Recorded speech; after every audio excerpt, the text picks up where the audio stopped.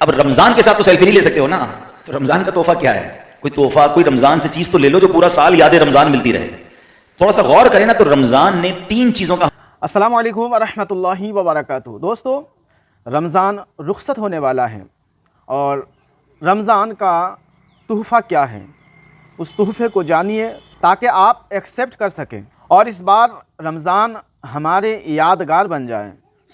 سنیے بیان کو. آج آپ سے کیونکہ رمضان رخصت ہونے کو ہے تو کچھ اسی حوالے سے باتیں کرنی ہیں. رمضان ہمارے لیے اللہ کی طرف سے ایک شاندار مہمان، اور یہ ایک ایسا کمال کا مہمان ہے جو محشر کے دن بھی اپنی قدر کرنے والوں کو بھولتا نہیں ہے.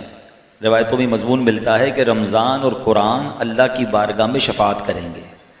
رمضان اللہ سے کہے گا مولا میں نے دن میں روزے کی وجہ سے اس کو اس کی خواہشات سے روکا، کھانے پینے سے روکا، اور قرآن کہے گا مولا میں نے رات اس کو آرام کرنے سے روکا. اب دیکھیں نا، افطار کرنے کے بعد سب کا جی چاہتا ہے تھوڑا ریسٹ کریں، مگر قرآن کی محبت، نماز کی محبت، لوگ تراویح پڑھنے آ جاتے ہیں، آرام سے رک گئے نا. تو قرآن اور رمضان اللہ کی بارگاہ میں شفاعت کریں گے، اور سبحان اللہ، اللہ کریم ان کی شفاعت مسلمانوں کے حق میں قبول فرمائے گا. اب غور کریں، ہم جو کہتے ہیں نا روز محشر ہمیں بخشوانا، یہ بخشش کروائے گا انشاءاللہ، مگر کس کی؟ جس نے رمضان کی قدر کی ہوگی.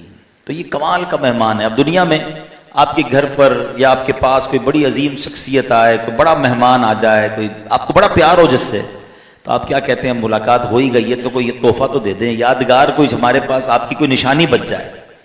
آج کل تو لوگوں نے نشانی کے لیے سیلفی بنا لی کہ حضرت آپ سے ملاقات ہوئی ہے تو ایک تصویر ہو جائے. ہر کسی کو سیلفی لینی ہے، پتہ نہیں بخار کب ختم ہوگا.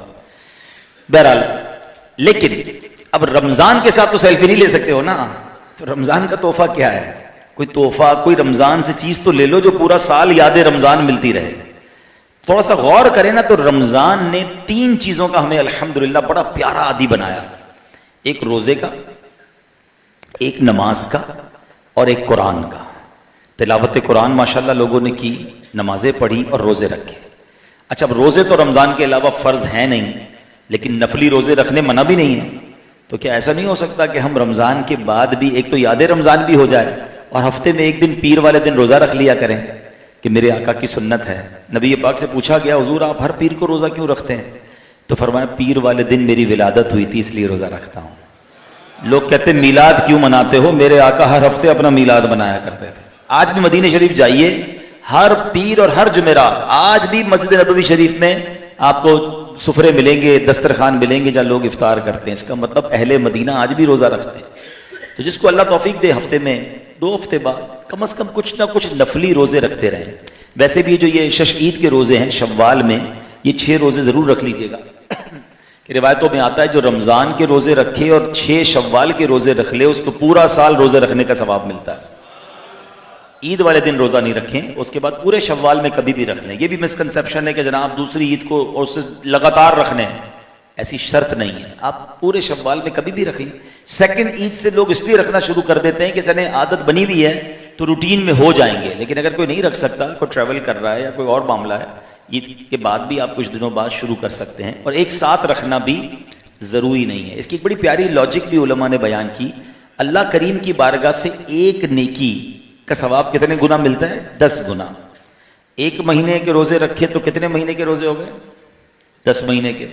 اب 6 روزے رکھیں گے تو وہ کتنے مہینے کے روزے ہو گئے؟ 60 دن کے.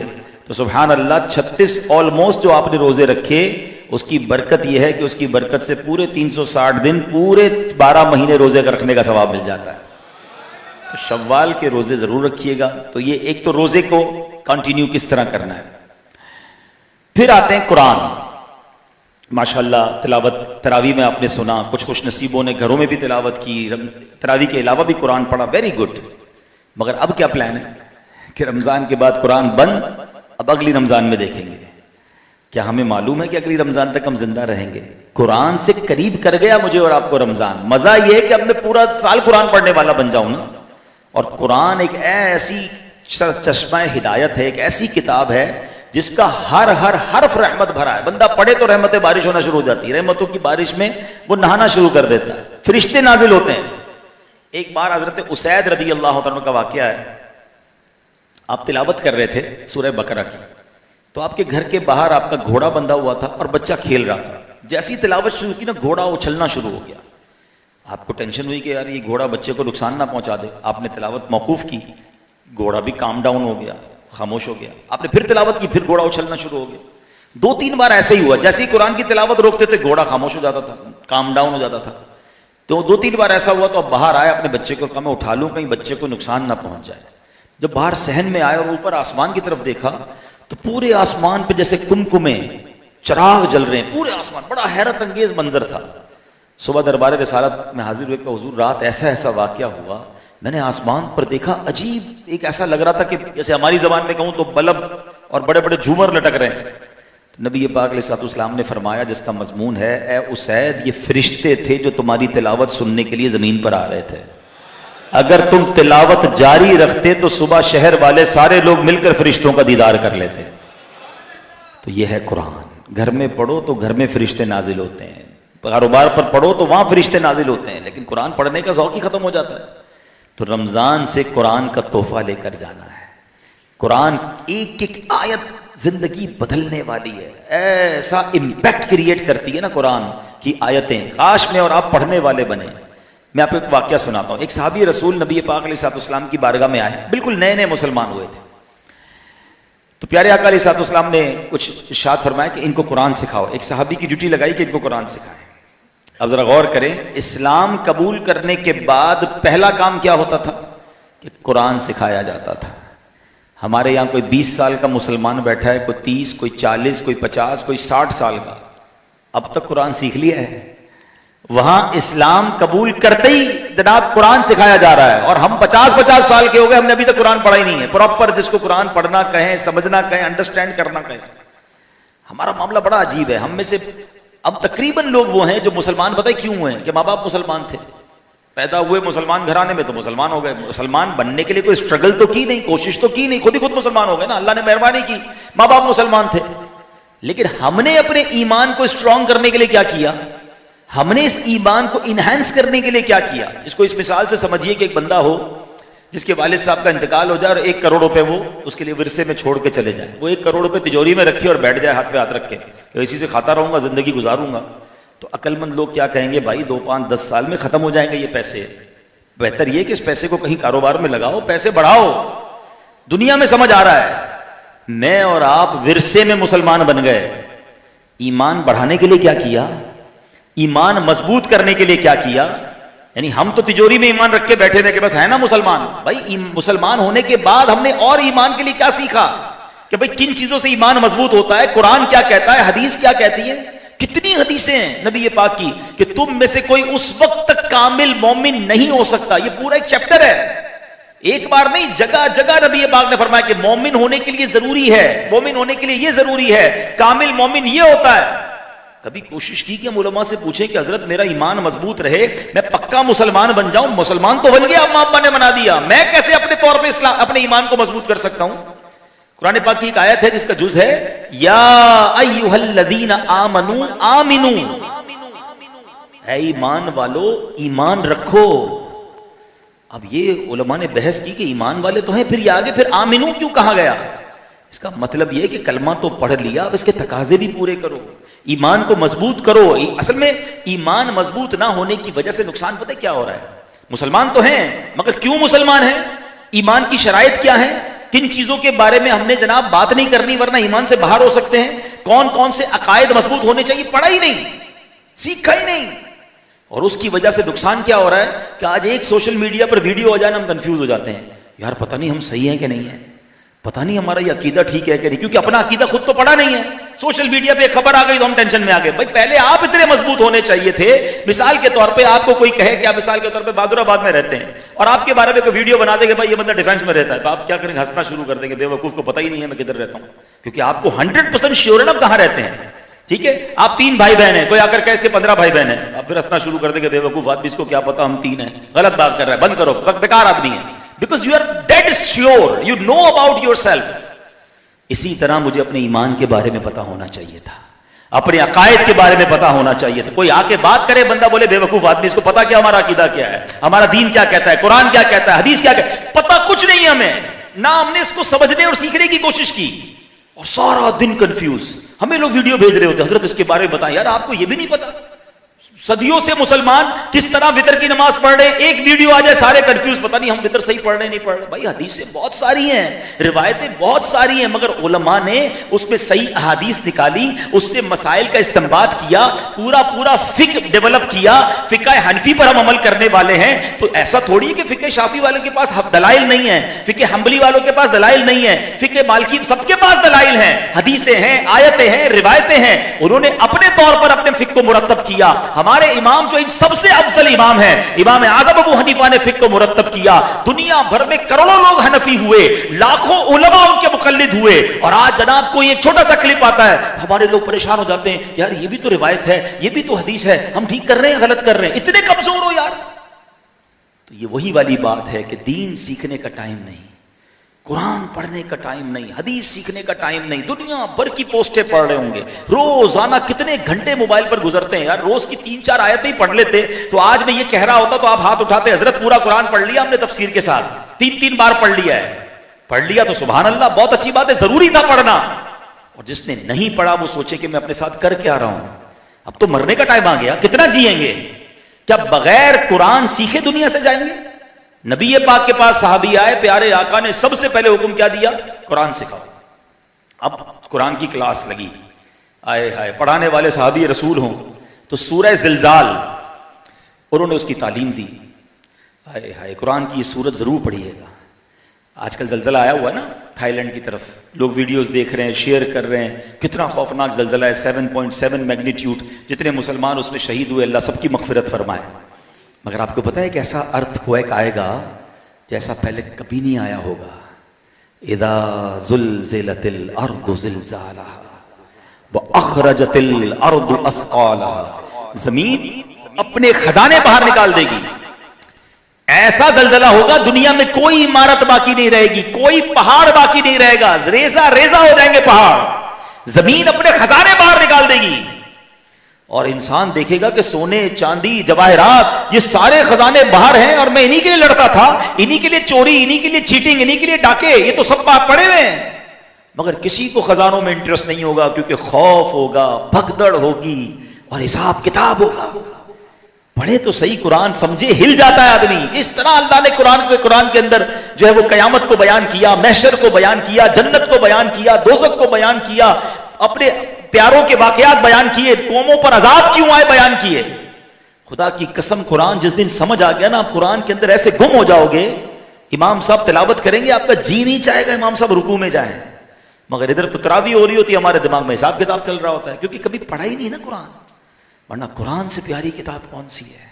ہائے ہائے, یقین کریں یہ جو تفسیر قرآن پڑھنے کا جو بار بار کہا جاتا ہے نا, امیر اہل سنت بڑے کمال کی شخصیت ہیں. 3 آیتیں ترجمہ تفسیر کے ساتھ پڑھ لو کافی ہے, لیکن آپ جب پڑھو گے نا قرآن, آپ کا 3 آیتوں میں دل نہیں بھرے گا, آپ خود ہی اس کے اندر انوالو ہو جاؤ گے. ایسا کئی بار ہوتا ہے. ہم تفسیر قرآن جب ریکارڈ کرتے تھے, اب بھی کرتے ہیں الحمدللہ, تو کبھی پلان کرتے ہیں کہ یار آج 30 آیتیں ریکارڈ کریں گے, آج 40 آیتیں ریکارڈ کریں گے, آج آدھا گھنٹہ ریکارڈنگ کریں گے. کئی بار ایسا ہوا, ریکارڈنگ کرتے کرتے کوئی ایسا واقعہ آ گیا, حضرت موسیٰ کا, حضرت یوسف کا, حضرت یونس کا, اور آدھا واقعہ ہوا, ہمارا ٹائم پورا ہو گیا. کہتے نہیں یار ختم نہیں کرنا, پہلے پوری بات تو پڑھیں, آگے ہوا کیا, آگے معاملہ کیا پہنچا, قوم کے ساتھ کیا ہوا, فلاں نبی کے ساتھ. اتنے انٹرسٹڈ واقعات ہیں, آپ کھو جاؤ گے قرآن کے اندر, مزے کو مزہ.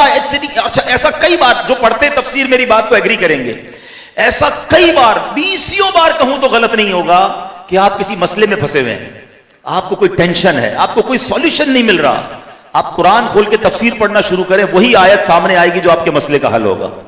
آپ کو گویا قرآن حل دے رہا ہوگا, قرآن پیغام دے رہا ہوگا کہ اے میرے بندے گھبرانا نہیں, اللہ بخشنے والا مہربان ہے, اللہ اپنے نیک بندوں کو آزماتا ہے. ارے سبحان اللہ, ایسا لگتا ہے کہ میں جس پرابلم میں تھا, میں نے قرآن کھولا, مجھے قرآن سے میرا جواب مل گیا.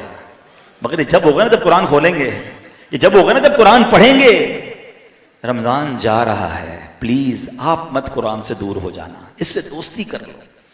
تو کیا ہوا, سورہ زلزال کی تعلیم دینا شروع کی صحابی رسول نے. اچھا 7 آیتیں پڑھی انہوں نے, کہتے بس کافی ہے, میں جا رہا ہوں. اب وہ صحابی آئے نبی پاک کے پاس, کہتے حضور آپ نے تعلیم کے لیے بھیجا تھا, یہ 7 آیتوں کے بعد کہہ رہے ہیں کافی ہے. نبی پاک نے پتہ کیا فرمایا, فرمایا یہ ٹھیک کہتا ہے، اس کو جانے دو، اس کو دین کی فقاہت مل گئی ہے، اللہ تعالیٰ نے اس کو سمجھداری عطا فرما دی ہے. اٹ مینز اگر 7 آیتیں بھی کوئی دل سے پڑھ لے تو وہ زندگی بدلنے کے لیے کافی ہے. یہ ہے قرآن. قرآن کے کئی ایسے واقعات ہیں کہ ایک ایک آیت نے بندوں کی زندگیاں بدل دی. لوگ توبہ کر گئے، اللہ کے ولی بن گئے. حضرت فضیل بن عیاض رحمۃ اللہ تعالی علیہ اتنے خطرناک ڈاکو تھے کہ جدھر سے گزرتے تھے لوگ گلی بدل جاتے تھے. لوگ مائیں اپنے بچوں کو سلاتی تھیں ڈرا کے کہ فضیل آنے والا ہے. فضیل ڈاکو کے نام سے مشہور تھے.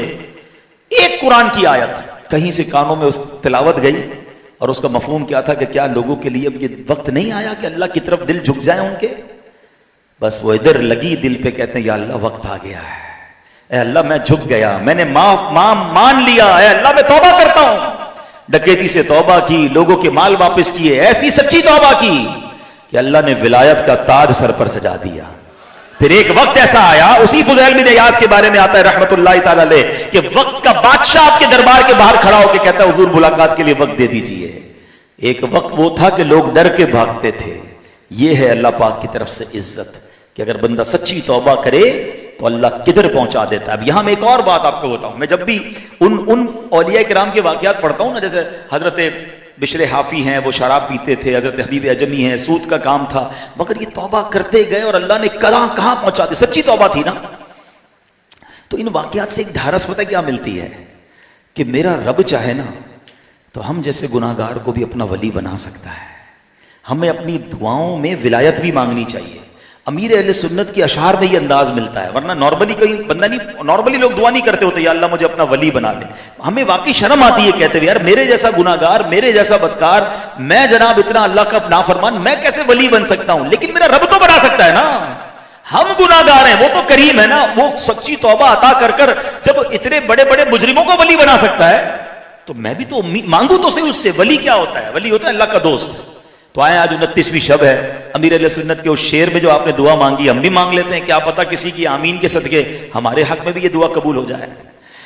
تو اپنی ولایت کی خیرات دے دے، تو اپنی ولایت کی خیرات دے دے، میرے غوث کا واسطہ یا الہی، میرے غوث کا واسطہ یا الہی.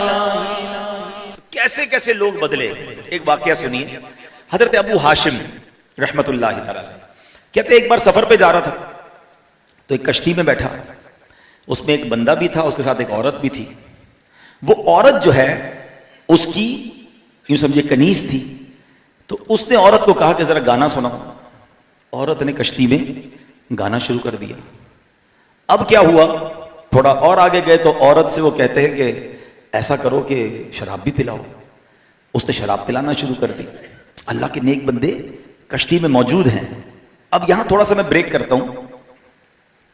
ہمارا یہاں کیا حال ہے، سفر شروع ہوتا ہے بندے بدلنا شروع ہو جاتے ہیں، خاص طور پہ جہاز کے سفر میں. جو انٹرنیشنل ٹریول کرتے ہیں میری بات کو مانیں گے کہ ہم نے خود دیکھا یار ہمارے وطن سے فلائٹ اڑ رہی ہے، 99% مسلمان بیٹھے ہیں، اور جیسے ہی جہاز ٹیک آف ہوا اور شراب فری میں سرو ہونا شروع ہوئی، یار مسلمان شراب پی رہا ہے کیونکہ فری میں مل رہی ہے. کسی نے گانے لگا لیے، کسی نے فلمیں لگا لی، کسی نے میوزک لگا لیا. حالانکہ جہاز کے اندر تو حال یہ ہے کہ خدا نہ خواستہ یہ جہاز جب کریش ہوتا ہے تو بچتا ہی کوئی نہیں ہے. ارے یہ تو توبہ کر کے کرنے والا سفر تھا، وضو سے سفر کرتا، کلمہ پڑھتا، توبہ کرتا، مگر کیا ہو جاتا ہے سوچتے نہیں کہ ہم کس حال میں. اگر دیکھیں نا، آج سے 5 سال پہلے جمعۃ الوداع والے دن ہی حادثہ ہوا تھا نا، جو کراچی کا جہاز گرا. اللہ پاک ان سب کی مغفرت فرمائے جو شہید ہوئے تھے. مگر جب بندہ جاتا ہے تو بچتا نہیں. تو آج پتہ نہیں کیا ہو جاتا ہے. یعنی مسلمانوں کو یہ خیال ہی نہیں آتا کہ میں مسلمان ہوں بھائی، ہوا میں ہوں تو بھی مسلمان ہوں. فری میں کوئی کیا مجھے شراب دے گا میں شراب پی لوں گا؟ میں نے کرنا کیا ان حرام چیزوں کو؟ اب وہاں بھی یہی ہوا. نوجوان کو جو بندہ تھا اس نے عورت کو کہا شراب پلاؤ، شراب پی. اب جب وہ شراب وراب پی لی اس نے تو حضرت ابو ہاشم کی طرف دیکھ کر کہتا ہے آپ کے پاس بھی کوئی گانا ہے تو آپ بھی سنائیں. اب وہ اللہ والے تھے، انہوں نے کیا کیا، انہوں نے قرآن پڑھنا شروع کر دیا. اور قرآن کی کچھ صورتیں تو ایسی ہیں جس کا ایسا ردم ہے، اس کی ایسی لے ہے کہ بندہ ایسا لگتا ہے رحمت کے دریا میں بہتا جا رہا ہے۔ اب انہوں نے قرآن پاک کی صورت کون سی سلیکٹ کی؟ سورہ تکویر، جس کے بارے میں آتا ہے جس کو اپنی آنکھوں سے دیکھنا ہو قیامت کیسے طاری ہوگی، وہ سورہ انشقاق، سورہ تکویر، سورہ انفطار کی تلاوت کرے، ترجمہ پڑھے۔ آپ بلیو کریں ان تینوں صورتوں کو ترجمہ اور تفسیر پڑھیں، آپ کے رونگٹے کھڑے ہو جائیں گے۔ اس ڈیٹیل کے ساتھ اللہ نے قیامت کو بیان کیا۔ اب آپ نے پڑھنا شروع کیا، آپ کیا پڑھتے ہیں ذرا سنیے گا۔ اس شخص کے سامنے اذا الشمس كورت واذا النجوم انكدرت واذا الجبال سيرت۔ ترجمہ کیا ہے؟ جب سورج کو لپیٹ دیا جائے گا، جب تارے جھڑ پڑیں گے، جب پہاڑ چلائے جائیں گے، اب وہ شخص جو ہے رونے لگا۔ اب جب قرآن کی آیت پر آپ پہنچے وَإِذَا الصُّحُفُ نُشِرَتْ، اور جب نامہ اعمال کھولے جائیں گے، زارو کتار رونے لگا۔ اپنی کنیز کو کہتا ہے اللہ کی رضا کے لیے تم آزاد ہو، اپنی ساری شراب کشتی سے پانی میں بہائی۔ اب حضرت سے کہتا ہے حضور بڑے گناہ، بڑی خطائیں، کیا میری بھی کوئی معافی ہو سکتی ہے؟ اللہ اکبر، اللہ والے تھے، قرآن کیسا یاد تھا۔ آپ نے قرآن سے ہی رپلائی دیا ان اللہ یحب التوابین ویحب المتطہرین، بے شک اللہ بہت توبہ کرنے والوں سے محبت فرماتا ہے اور خوب صاف ستھرے رہنے والوں کو پسند فرماتا ہے۔ بس اس بندے نے یہ سنا اور سچی توبہ کر لی۔ اگر میں اور آپ بھی قرآن اس انداز سے پڑھنے والے بن جائیں، قرآن کہاں بگڑنے دے گا، قرآن کدھر جانے دے گا؟ باندھ کے رکھے گا قرآن انشاءاللہ ہمیں۔ مگر دوستی تو کرو نا قرآن سے۔ آج دوستی ہے تو موبائل فون سے ہے۔ کسی کا موبائل لے لو ایسا لگتا ہے اس کی سانس لے لی ہے۔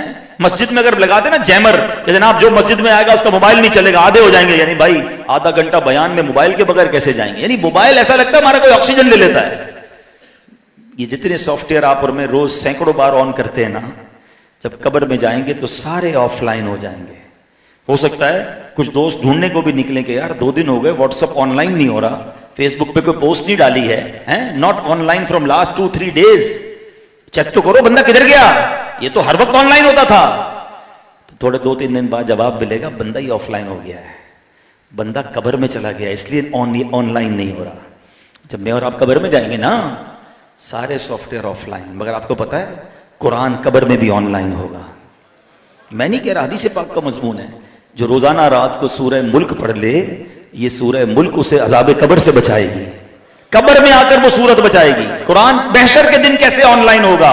سنو، نبی پاک علیہ الصلوۃ والسلام فرماتے جس کا مضمون ہے جو بندہ دن اور رات قرآن پڑھے، اس کے حلال کو حلال جانے، اس کے حرام کو حرام جانتا ہو، اللہ عز و جل فرشتوں کا اس کو ساتھی بنا دیتا ہے۔ جب قیامت کا دن ہوگا اب قرآن اللہ کی بارگاہ میں دلائل پیش کرے گا۔ لوگ کہتے ہیں نا یار میرا مقدمہ میں جیت جاؤں گا، بڑا کمال کا وکیل کیا ہے، بڑا مہنگا وکیل کیا ہے۔ آؤ میں بتاتا ہوں، قرآن کو اگر اپنا وکیل بنانا ہے، اللہ کی بارگاہ میں سفارشی بنانا ہے، اللہ کے حبیب علیہ الصلوۃ والسلام فرماتے ہیں، حدیث کا مضمون ہے قرآن اللہ کی بارگاہ میں دلائل دے گا۔ اے اللہ، دنیا میں جب بھی کوئی بندہ کام کرتا تھا نا اس کو اجرت ملتی تھی۔ اے اللہ، اے کریم، فلاں شخص دن اور رات میں میری تلاوت کرتا تھا، حلال کو حلال جانتا تھا، حرام کو حرام جانتا تھا، اے اللہ اب اس کی اجرت عطا فرما، اس کو اجر عطا فرما۔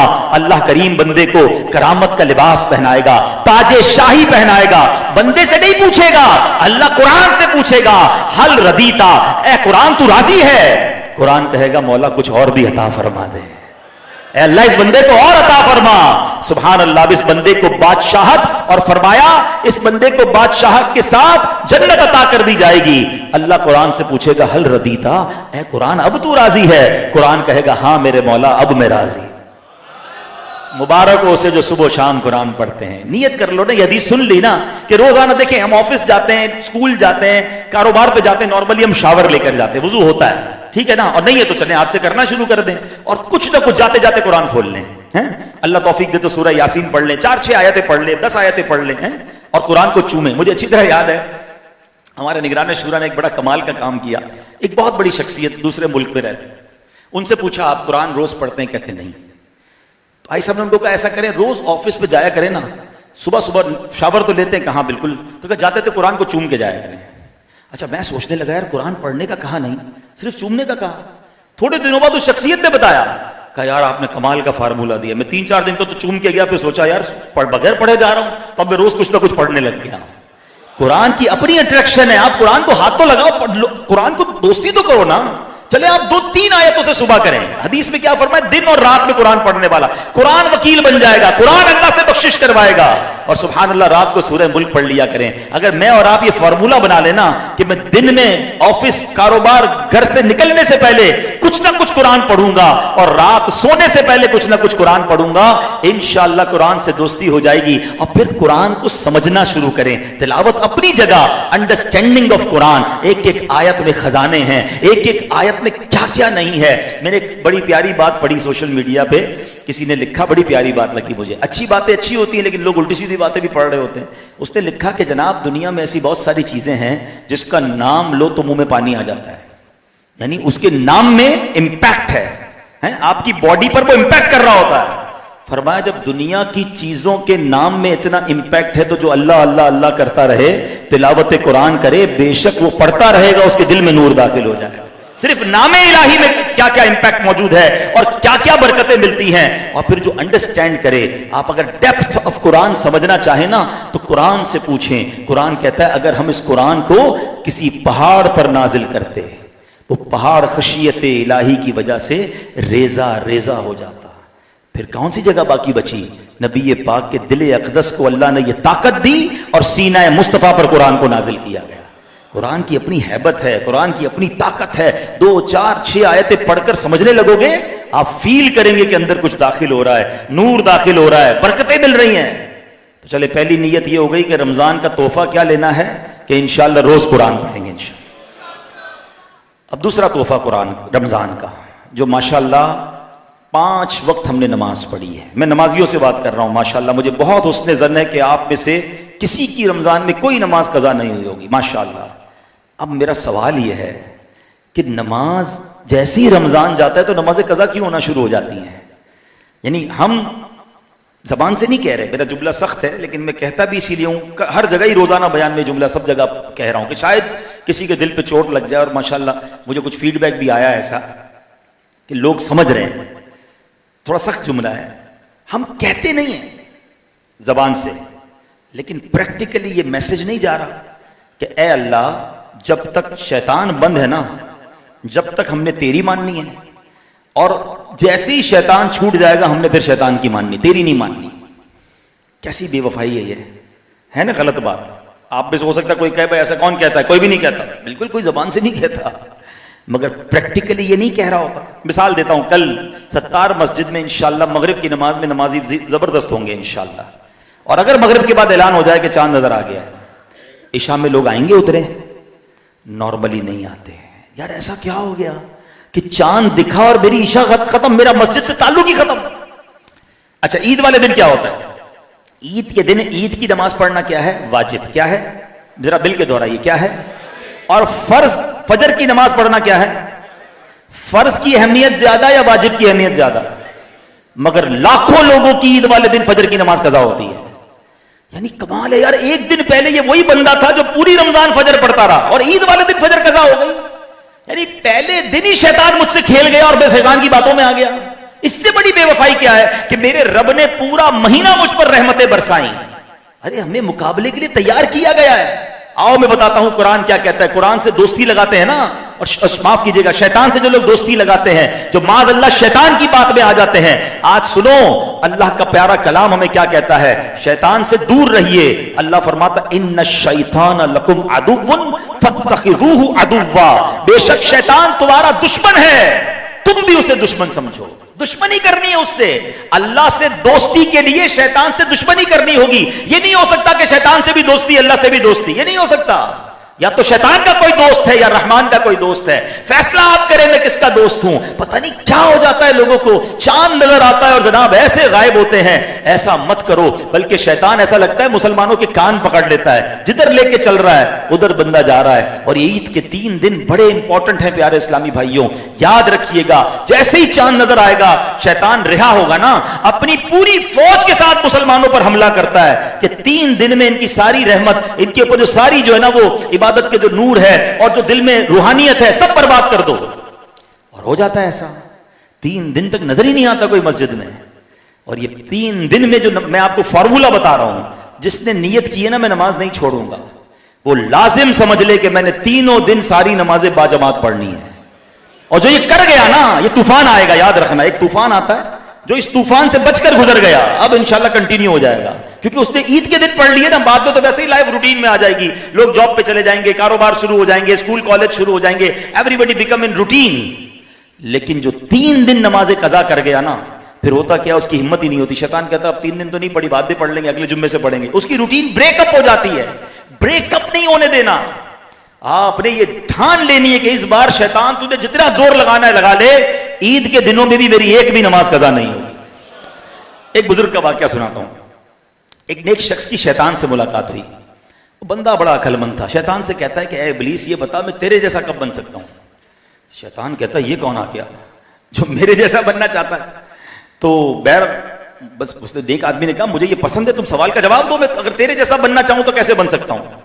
شیطان ہو سکتا ہے خوش ہوا ہو کہ چلو کوئی تو ملا جو میرے جیسا بننا چاہ رہا ہے. تو اس نے کہا کہ میرے جیسا بننا بڑا آسان ہے, بس 2 کام کر لو. نمبر 1 نمازوں میں سستی کیا کرو. نمبر 2 جھوٹی یا سچی قسمیں بس زیادہ کھایا کرو, قسمیں کھایا کرو ہر بات میں, تم میرے جیسے بن جاؤ گے. وہ نیک شخص تھا, کہتا ہے میں اللہ پاک سے وعدہ کرتا ہوں کہ آئندہ یہ دونوں کام نہیں کروں گا. شیطان کہتا ہے مجھے کسی نے بھی ایسا دھوکہ نہیں دیا, اب میں بھی وعدہ کرتا ہوں کبھی کسی آدمی کو نصیحت نہیں کروں گا. مگر ہمارا کام تو ہو گیا. اب غور کر لو, ادھر قرآن کہہ رہا ہے کہ شیطان کو دشمن سمجھو, اور ہم یہ 2 کام میں کتنے انوالو ہیں. نمازوں کی سستی تو اتنی عام ہے. نبی پاک شب معراج جب تشریف لے گئے نا, پیارے آقا نے ایک عذاب دیکھا تھا کہ لوگوں کے سر کچلے جا رہے ہیں بڑے بڑے پتھروں سے. سر کچلتا تھا, بعد میں ٹھیک ہو جاتا, پھر پتھر پھینکتے, پھر کچلتا, پھر ٹھیک ہو جاتا. نبی پاک نے جبریل امین سے پوچھا ہے جبریل یہ کون لوگ ہیں؟ فرمایا حضور یہ وہ لوگ ہیں کہ نماز کے وقت جن کے سر بوجھل ہو جاتے تھے, بھاری ہو جاتے تھے, یہ نماز نہیں پڑھتے تھے, سستی کرتے تھے. سچ بتاؤ رمضان کے علاوہ ہمارا کیا حال ہوتا ہے؟ کوئی کہنا حضرت نماز کے لیے چلے, بس آپ چلیں یار آج سر میں بڑا درد ہے, بس میں چلتا ہوں, آپ آگے چلیں میں چلتا ہوں. یعنی نماز کا نام سنتے ہی سر بھاری ہونا شروع ہو جاتا ہے. کیا یہ عذاب ہم سہ سکیں گے؟ اور شیطان کیا کہتا ہے میرے جیسا بننا ہے نا تو نمازوں میں سستی شروع کر دو. اب اپنے بارے میں غور کر لیں کہ میں کیسا بن جاتا ہوں اگر میں نمازوں میں سستی کرتا ہوں. نہیں ماننی شیطان کی, انشاءاللہ اس بار رحمان کی ماننی ہے. اس بار یہ رمضان سے تحفہ لینا ہے, کچھ بھی ہو جائے ہماری ایک نماز قضا نہیں ہوگی. اور یہ آپ مجھے ایک بات بتائیں, آپ نے 28-29 دن نماز پڑھی, کیا نقصان ہو گیا آپ کو؟ کوئی پیسے کم ہو گئے, کوئی صحت خراب ہو گئی, کوئی طبیعت خراب ہو گئی, کیا آپ کو, آپ کا گیا کیا؟ آپ کو بہت کچھ ملا ہے. چہروں پر نور آنا لگ گیا ہے, وضو کر کے فریش ہونے لگ گئے, اللہ سے دوستی ہونے لگ گئی ہے, روز 5 بار اللہ سے باتیں کر رہے ہو آپ. نماز کیا ہے؟ اللہ کی بارگاہ میں حاضری ہے. بزرگان دین نماز سے پیار کتنا کرتے تھے. مفتی امجد علی اعظمی رحمۃ اللہ تعالی علیہ, اتنے بڑے عالم, صدر الشریعہ انہیں کہا جاتا ہے, بہار شریعت جنہوں نے لکھی. ایک بار کوئی بیماری ہوئی آپ کا, غالباً کوئی آپریشن وغیرہ ہوا, بلکہ نہیں بیماری ہوئی تو آپ بے ہوش ہو گئے. ظہر کا وقت شروع ہوا, بے ہوش رہے, عصر کے وقت میں آپ کو ہوش آیا. جیسی ہوش آیا نا, پہلا سوال یہ کیا نماز کا ٹائم باقی ہے؟ کسی نے بتایا حضور ظہر کا وقت چلا گیا ہے, عصر کا وقت شروع ہو گیا. آپ کی آنکھوں سے آنسو نکلنا شروع ہوئے. تو پوچھا کہ حضور تکلیف ہو رہی ہے آپ کو؟ کہا بہت تکلیف ہو رہی ہے کہ میری نماز قضا ہو گئی. کہا حضور آپ تو مفتی ہیں, اگر کوئی بندہ بے ہوش ہے اور اس کی نماز چلی گئی تو اس پہ پکڑ نہیں ہے. فرمایا پکڑ کی بات نہیں ہے, ایک وقت اللہ کی بارگاہ میں حاضری سے محروم رہ گیا. یہ سب نماز کو جو سمجھ لینا کہ اللہ کی بارگاہ میں آپ کو حاضری کا موقع مل رہا ہے. یہ 5 وقت نماز پڑھنا نعمت کتنی بڑی ہے پتہ ہے. ایک بار پیارے آقا علیہ الصلوۃ والسلام نے بڑی پیاری اگزامپل کے ذریعے سمجھایا. صحابہ سے سوال کیا, یہ بتاؤ کسی بندے کے گھر کے باہر نہر ہو اور وہ 5 بار اس میں غسل کرے, کیا اس کے جسم پر کوئی میل رہے گا؟ 5 ٹائم. اپنے گھر میں بھی شاور پہ بھی 5 بار غسل کرے تو بندے تو بولے پانی ختم کرے گا, بھائی کتنا نہائے گا, بہت ہو گیا بھائی. 5 بار نہر میں غسل کرے, آقا فرماتے کوئی میل رہے گا؟ کہ حضور کوئی میل نہیں رہے گا. فرما یہی حال نماز کا ہے. جو بندہ 5 وقت نماز پڑھتا ہے 5 بار اللہ کی رحمت کے دریا میں غوطہ لگاتا ہے, اس پر کوئی گناہ باقی نہیں بچتا ہے. یہ گناہوں سے پاک کرنے والی ہے نماز. تو بس پلیز دل پر جو ہے نا ایسا غم طاری ہوتا ہے نا کہ جب دیکھتے ہیں نا کہ وہ کدھر گئے نمازی, کیوں نمازیں قضا کرتے ہیں, کیوں شیطان کی بات مان لیتے ہیں. تو اس بار ایسا نہیں کریں گے, نماز پابندی سے پڑھیں گے انشاءاللہ. یعنی یہ رمضان آپ کے لیے ایسا گفٹ بن جائے, ہو سکتا ہے آپ کے گھر والے آپ کے دوست کہیں آپ کو یار کمال ہو گیا 5 ٹائم نماز, تو کہ بس رمضان مجھے تحفہ دے کر گیا ہے, میں نے نماز نہیں چھوڑنی ہے. اب اس پہ ایک چیز ضرور ہوگی جو ابھی سے بتا دیتا ہوں. ابھی شیطان بند ہے نا تو میں ساری باتیں بتا دیتا ہوں. وہ بھی قید میں سوچ رہا ہوگا یار میرے سارے راز تو یہ بتا رہے ہیں. اس نے کرنا یہ ہے کہ ہم نماز پڑھتے نا، ہم نے کچھ دوست ایسے رکھے ہوئے ہیں جو ہمیں پڑھنے نہیں دیتے. ہم جو نیک نہیں بنتے نا، میں کئی بار سوچتا ہوں یار ماشاءاللہ یہ ینگسٹر بچے اعتکاف میں بیٹھتے ہیں، مسجد میں آتے ہیں، پھر اس کے بعد 27ویں کو سب مل کے ہم رو رو کے توبہ کرتے ہیں، اور پھر چاند نظر آتا ہے سارے بھاگ جاتے ہیں. اور یہ سالانہ پرابلم ہے، ہر سال دعا بھی کرتے ہیں، توبہ بھی کرتے ہیں اور چلے بھی جاتے ہیں. تو یہ کیوں ہوتا ہے؟ اس کا مطلب توبہ کرتے وقت ہم جھوٹے نہیں ہوتے، اللہ کی رحمت سے دل سے لوگ توبہ کرتے ہیں. مگر دوست وہ بنائے ہیں کہ رمضان کے بعد نماز پڑھیں تو مذاق اڑانا شروع کر دیتے ہیں. خیریت تو ہے، مولوی ہو گیا ہے بھائی، جمعہ پڑھ لینا ٹھیک ہے، کتنی نمازیں پڑھے گا؟ یعنی مجھے بتائیں وہ دوست کس کام کے جو مجھے نماز نہیں بننے دے رہے. اگر آپ نے واقعی نیک بننا ہے تو آپ کو اچھے دوست اپنانے ہوں گے، آپ کو برے دوست کو چھوڑنا ہوگا. اچھا دنیا میں یہ سب سمجھ آتا ہے. مثال کے طور پہ کسی کو باڈی بنانی ہو نا، وزن لوز کرنا ہے، ورک آؤٹ کرنا ہے، تو وہ کہتا ہے یار نہاری پائے والے دوستوں سے دور رہو، وہ والے دوست ڈھونڈو جو ورزش کرتے ہیں، وہ ڈائٹنگ کرتے ہیں، ان کے ساتھ رہوں گا، جم جاؤں گا تو میری بھی باڈی ٹھیک ہو جائے گی، کیونکہ ان کے ساتھ رہ کے میں اپنی باڈی ٹھیک نہیں کر سکتا. آپ چھوڑ دیتے ہیں ان لوگوں کو اور ان کے ساتھ اٹھنا بیٹھنا شروع کرتے ہیں جو آپ کو ڈائٹ پلان دیتے ہیں. بالکل اسی طرح اسکول کالج میں اگر اچھے نمبر لانے ہیں تو آپ کیا کرتے ہیں؟ یار اس بندے کو پکڑو جس کے نمبر اچھے آتے ہیں، جو روز اسٹڈی کرتا ہے، اس کے ساتھ بیٹھو. یہ جو گھومنے پھرنے والے دوست ہیں نا، یہ مجھے خود بھی نہیں پڑھیں گے، مجھے بھی نہیں پڑھنے دیں گے. اچھا ان تمام چیزوں میں دماغ سمجھ آ رہا ہے. اور نیک بننے کے معاملے میں کیا ہے کہ یار نیک بننا ہے مگر شرابی دوست نہیں چھوڑنے ہیں، نمازی بننا ہے مگر جواریوں کی کمپنی بھی چاہیے. کیسے ہوگا یار؟ 2 اور 2 4 والا فارمولا ہے. آپ اپنے ساتھ زیادتی کر رہے ہو. آپ خود نیک اس لیے نہیں بن رہے کہ آپ کمپنی چینج نہیں کر رہے. آپ نیک دوست اپنا لیں جن کو دیکھ کر آپ کو نماز پڑھنے کا جی چاہے. روایتوں میں آتا ہے دوست وہ ہوتا ہے جس کو دیکھ کر خدا یاد آ جائے. یار ایک تو دوست ایسا بنا لو نا کہ جس کو دیکھوں تو مجھے خدا یاد آ جائے. ہم نے دوست کیسے بنائے؟ جس کو دیکھ کر سنیما یاد آتا ہے، جس کو دیکھ کر ہمیشہ کو الٹا ہی کام یاد آتا ہے، اس کے پاس ہمیشہ کو الٹا ہی فارمولا ہوتا ہے. ہم جاتے ہیں بڑے مزے آ رہے ہیں، الٹی چیزیں جب بتاتا ہے ہم موج کر رہے ہیں. نمازیں قضا نہیں ہوں گی تو کیا ہوگا؟ نومست بھی تو ہے نا. پلیز اچھے دوست ڈھونڈیں. اب آپ بولیں یار ایسے پرفتن دور میں دوست کہاں اچھے ملیں گے؟ ہے نا دعوت اسلامی کا ماحول، ایک سے ایک ماشاءاللہ ہیرے ہیں. ان کے قریب ہوں تو نماز پڑھنے کو جی چاہتا ہے، عشق رسول ملتا ہے، خوف خدا ملتا ہے. قافلوں میں جائیں بہت سارے دوست بن جائیں گے. بننا چاہیں تو آپ بولے میں گھر میں رہوں میرا وزن کم ہو جائے. بھائی آپ جم جاتے ہیں یا واک کرتے ہیں، دوڑ لگاتے ہیں، اپنا وزن کم کرنے کی کوشش کرتے ہیں، گھر بیٹھے بیٹھے دعا کرتے ہو جاتا ہے. اللہ چاہے تو سب کرنے پہ قادر ہے، مگر اسباب بھی تو ہے نا. نیک بننا ہے تو تھوڑی تو اسٹرگل کریں، تھوڑی تو کوشش کریں، پھر دیکھیں اللہ کریم کیسے رحمت کی نظر فرماتا ہے. تو یہ آپ نے ضرور کرنا ہے انشاءاللہ. سو دوستو آپ نے بیان کو سنا، اپنا رائے کمنٹ باکس میں ضرور دیجیے گا. اور ہاں دوستو یہ بیان جہاں تک ہو سکے اپنے دوست و احباب میں ضرور شیئر کیجیے گا. اور دوستو اس طرح کی مزید ویڈیو پانے کے لیے ہمارے چینل کو سبسکرائب کر کے ہمارے ساتھ جڑے رہیں. ملتے ہیں کسی اور ویڈیو میں، تب تک اپنا خیال رکھیں. خدا حافظ. السلام علیکم ورحمۃ اللہ.